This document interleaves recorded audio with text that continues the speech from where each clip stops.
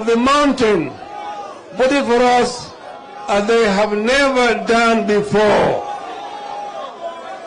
I want to take the opportunity to thank the inhabitants of the mountain for giving us an insurmountable margin in the election.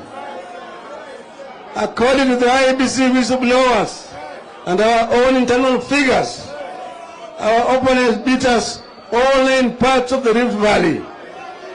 Everywhere else across this diverse and great land, we beat them thoroughly. Hello? We know what happened next at the Supreme Court. A compromise court failed to either declare the true victors and run the elections or order rerun because of the glaring violations of the law and the Constitution by the IEBC. The Supreme Court itself was captured by the cartels that had also captured the IEBC. The two most critical institutions to elections in Kenya, that is the IEBC and the Supreme Court, was central to the rigging of the 2022 elections.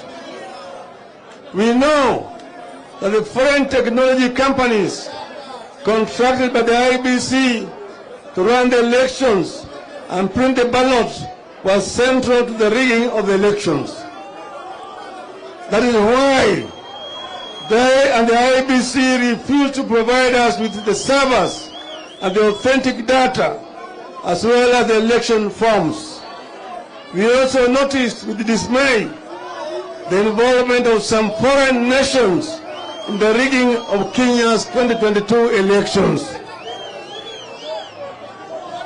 In light of the above, here is our client call. Here is our client call. One, first, we as Ndio reject the 2022 election result totally.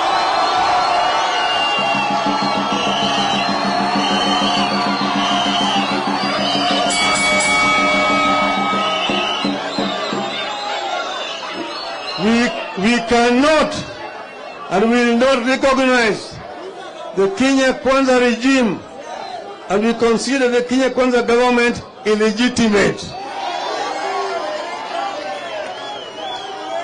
Two, we don't recognize Mr. William Ruto as the president of Kenya.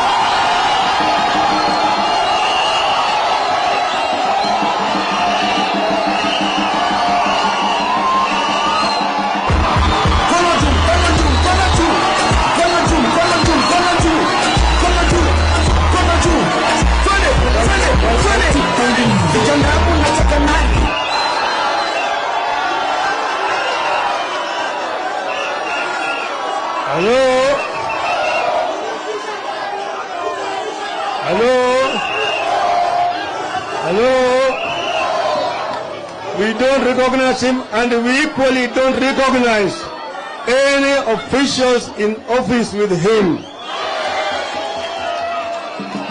3, we demand that the entire infrastructure and the records of the 2022 elections at the IEBC be made public and be audited by an impartial body. A forensic audit of the IEBC results and servers is non-negotiable. 4, we demand that any attempts to reconstitute the IEBC single-handedly by Mr. Ruto cease forthwith, so that Kenyans themselves can reconstitute the body after full and fair deliberations.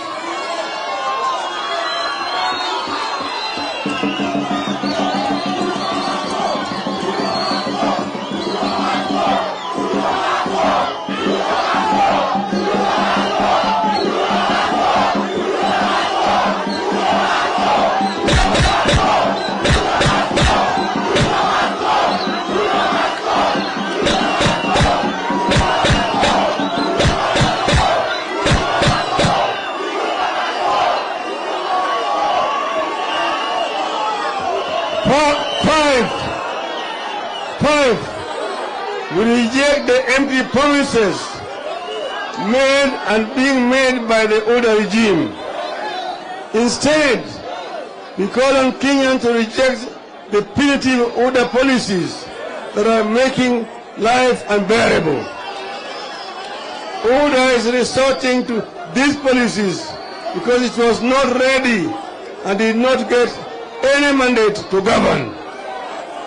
Sixth, in particular, we call on Kenyans to resist and demand the removal of the punitive taxes that have led to punitive costs of basic products and services, including unga, milk, sugar, school books, fuel, electricity, bus fare, paraffin, and school fees.